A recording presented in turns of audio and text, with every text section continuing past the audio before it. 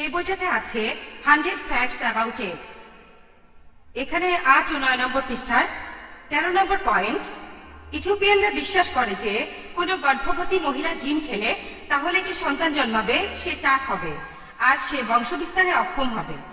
এরপরে 18 নম্বর পয়েন্টে বলা হয়েছে কিছু আফ্রিকান বিশ্বাস করে যদি কোনো বাচ্চাকে জিম দেয়া হয় দাঁত ওঠার আগে সে মানসিকভাবে ভারসাম্যহীন হয়ে যেতে পারে।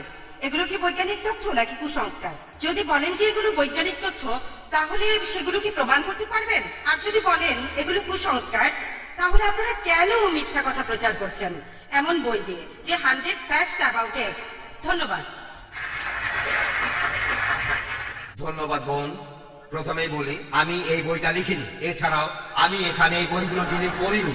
আমি এই বইগুলোর প্রসঙ্গ নিয়ে কোনো কথা বলবো না, তাই আমি এখানে এই বইয়ের কথাগুলো নিয়ে কোনো মন্তব্য করব না। তবে এ কথা নিশ্চিতভাবে বলতে পারি, এই কথাটা আমি আগেও আপনাদের বলেছি, যেহেতু ডিমে অতিরিক্ত প্রোটিন থাকে আর কোলেস্টেরল আর স্যাচুরেটেড ফ্যাট, আর সেই জন্যই এটা স্বাস্থ্যকর নয় কোনো মানুষের জন্য, বিশেষ করে গর্ভবতী মহিলা আর শিশুদের জন্য।